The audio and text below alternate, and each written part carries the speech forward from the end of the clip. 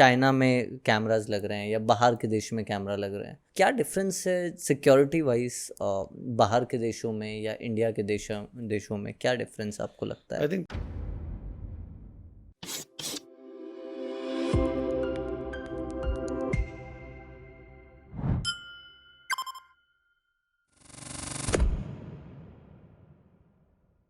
पहले तो concentration of cameras is very high in other countries, specially China में तो आई हैव हर्ड के one single city has installed about 8-9 lakh cameras in one city. I don't think I've heard about this kind of concentration. In Chennai, I think Chennai, that highest concentration, camera. they say it is the highest in the world, but China has not only the highest concentration of cameras, but they have implemented properly video analytics and artificial intelligence technology. तो India में cameras हैं पर implementation इतना अच्छा Implementation, up to some extent it is there, but the quality of cameras is not very good.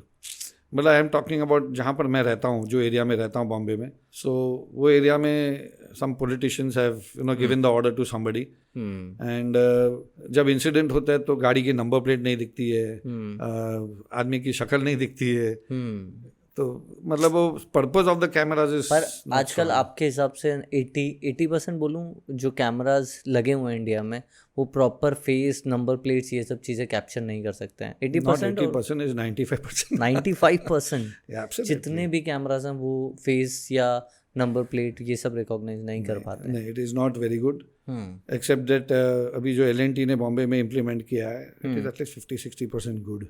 They can do better. I think I'm wondering why they could not do better than what they have done up till now. क्योंकि मैंने actually police control room में जाके I gone to some areas where I could see the cameras जो L&T ने install किए हैं, and more than 50% of cameras are not identifying the number plates, specially रात के टाइम में. एंड स्पेशली गाड़ी का तो नंबर प्लेट पिकअप करते हैं, बाइक्स का तो इम्पॉसिबल है. So there is some challenge in the technology. Speed होता है, शटर स्पीड चाहिए होती है. बाइक में प्रॉब्लम क्या होता है, उसका जो हेडलाइट है एंड उसके नीचे इतना छोटा नंबर प्लेट है, सो गाड़ी का मुश्किल से पकड़ते हैं, तो what about the number plate of the bike? So that is a little challenge. So अगर रात को कोई इंसिडेंट होता है तो बहुत मुश्किल है किसी भी गाड़ी को कैप्चर करना. अगर हाईवे कैमराज जो अभी नए कैमराज लग रहे हैं, दे आर गुड, अच्छे हैं? Not at all. मतलब I don't think so they are really very good. हालांकि मैं जब भी बॉम्बे पुणे हाईवे में ट्रैवल करता हूँ तो मुझे 1-2 चलन 2-3 बार आ गए, तो मैं ड्राइवर को पिक्चर जब आप देखते होगे तो इज इट गुड? या I think they are still better. But Atal Setu में मैंने अभी जो टाइम्स ऑफ इंडिया में पढ़ा, they had installed a brand of CCTV cameras, पर वो ब्रांड में 3000 मॉडल्स है. तो आपने सबसे सस्ता वाला मॉडल यूज किया या बेसिक मॉडल्स यूज किया, which is not solving your purpose. So you have to design a structure of सही टाइप के कैमराज इंस्टॉल करो, ताकि वो लोकेशन में वो प्रॉब्लम 100 किलोमीटर की स्पीड में गाड़ी जा रही है तो उसके लिए अलग टाइप के कैमराज हो. वहाँ तो मिनिमम स्पीड ही 60-70-80 मिनिमम स्पीड होगी. तो उसके हिसाब से मेरे को लगता है जब टेस्टिंग किया होगा तभी स्टेशनरी गाड़ी है, देखा कैमरा में ठीक दिख रहा है, उसको अप्रूव कर दिया, सही कुछ किया लगा. बट मतलब उन्होंने ब्रांड अच्छा चुना, ब्रांड अच्छा था, उसका जो टेक्नोलॉजी बराबर नहीं टेक्नोलॉजी कोई बड़ी यूज नहीं की. So they need a expert who can design the systems.